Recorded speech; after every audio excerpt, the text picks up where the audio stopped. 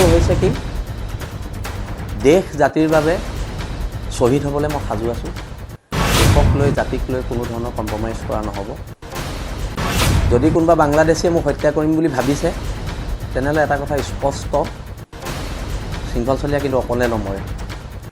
আৰু এটা কথা, যিটো ৰঙৰ গুলীয়ে মোৰ বুকু সোমাব, সেইটো ৰং অসমত নাথাকিব। সেইটো কথা একদম স্পষ্টকৈ কৈ দিয়া হৈছে। আৰু যুঁজিবলৈ মৰিবলৈ আমি সাজু আছোঁ। এইটো প্ৰসংগ কালি মই মাজুলীৰ পৰা আহি থাকোঁতে মই মৰাণ পাওঁতে মোৰ এটা ফোন আহিছিলে, কৈছিলে যে আপোনাক দেহৰক্ষী প্ৰদান কৰাইছে। তাৰপৰা মই শিৱসাগৰ পালোহি, ঘৰ পালোহি। তেতিয়া মই সন্মানেৰে দুইজন দেহৰক্ষীক মই ঘৰলৈ যাবলৈ ক'লোঁ। মোক দেহৰক্ষীৰ প্ৰয়োজনীয়তা নাই বুলি ক'লোঁ। তাৰপৰা আজি ৰাতিপুৱা আকৌ দুজন দেহৰক্ষী দিছে আৰু মোক কৈছে যে আপুনি ল'বই লাগিব, আপোনাৰ জীৱনৰ প্ৰতি ভাবুকি আছে, মৌলবাদীৰ ভাবুকি আছে বুলি এনেধৰণৰ এষাৰ কথা কোৱা হৈছে। এতিয়া কথাটো হৈছে কি, দেশ জাতিৰ বাবে শ্বহীদ হ'বলৈ মই সাজু আছোঁ। দেশক লৈ জাতিক লৈ কোনো ধৰণৰ কম্প্ৰমাইজ কৰা নহ'ব। যদি কোনোবা বাংলাদেশীয়ে মোক হত্যা কৰিম বুলি ভাবিছে, তেনেহ'লে এটা কথা স্পষ্ট, শৃংখল চলিয়া কিন্তু অকলে নমৰে। লগত 2-4টাক লৈ যোৱা হ'ব।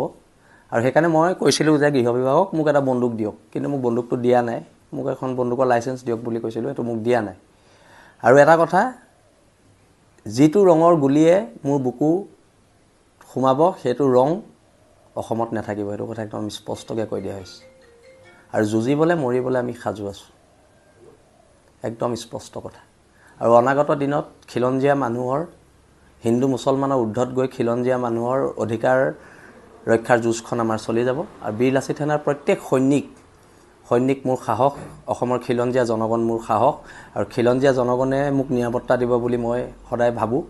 আৰু তথাপিতো চৰকাৰে যিহেতু কৈছে, কিবা ইনপুট থাকিব পাৰে তেখেতলোকৰ, সেই বিষয়ে মই জ্ঞাত নহয়।